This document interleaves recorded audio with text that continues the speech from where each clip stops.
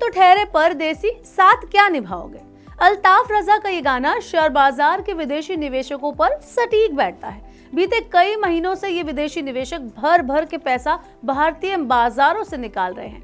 ऐसा नहीं है कि इससे पहले विदेशी निवेशकों की इतनी भारी निकासी हुई नहीं, निकासी हुई और बाजार भरभराकर गिरा भी।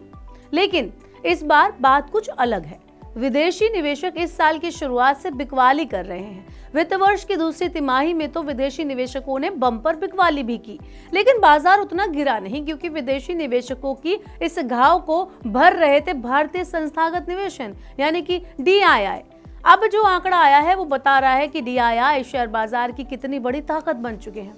हम यहाँ पर जिन घरेलू संस्थागत निवेशकों यानी DIIs की बात कर रहे हैं, उनमें mutual fund, bank, insurance company और अन्य वित्तीय संस्थान शामिल हैं। इस साल कैश मार्केट में DIIs द्वारा की गई खरीदारी रिकॉर्ड 5 लाख करोड़ को पार करने वाली है।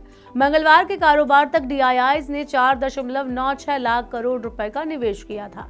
इस निवेश में से 80% से ज्यादा का योगदान म्यूचुअल फंड ने दिया।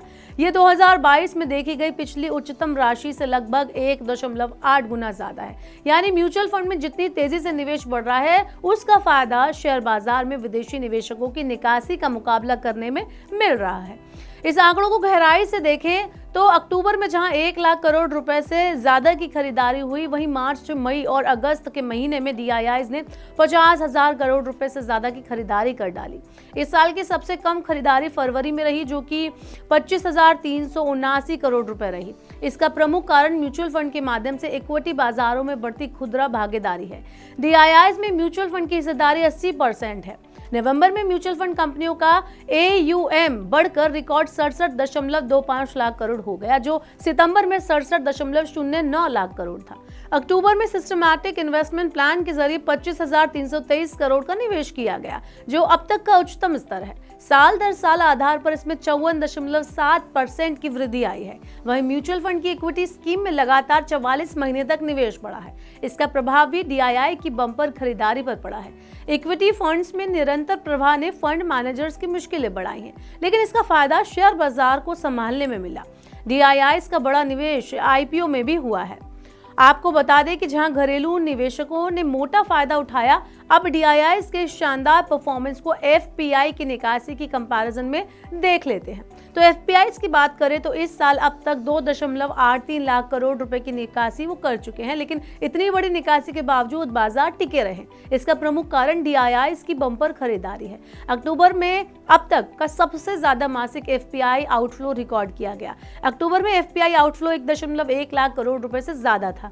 इसके बावजूद बाजार में सिर्फ 6% की गिरावट आई, जबकि इस दौरान DIIs ने 1.07 लाख करोड़ रुपए का निवेश किया। मई में जब भारत में आम चुनाव हो रहे थे, तब FPI ने भी काफी बड़ी रकम बेची, लेकिन तब भी इसकी भरपाई DIIs ने की थी। इससे पिछली बार शेयर बाजार में इतना भारी और लगातार FPI आउटफ्लो 2022 की पहली छमाही के दौरान देखा गया था, जब FPI ने हर महीने औसतन $4.7 बिलियन की बिक्री की थी।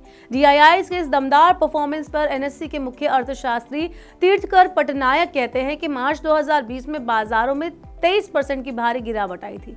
इसके मुकाबले अक्टूबर की गिरावट सिर्फ 1/4 थी, जबकि FPI आउटफ्लो 34% ज्यादा था। ये विरोधाभास घरेलू निवेशकों के बढ़ते प्रभुत्व को प्रदर्शित करता है, यानी दिखाता है।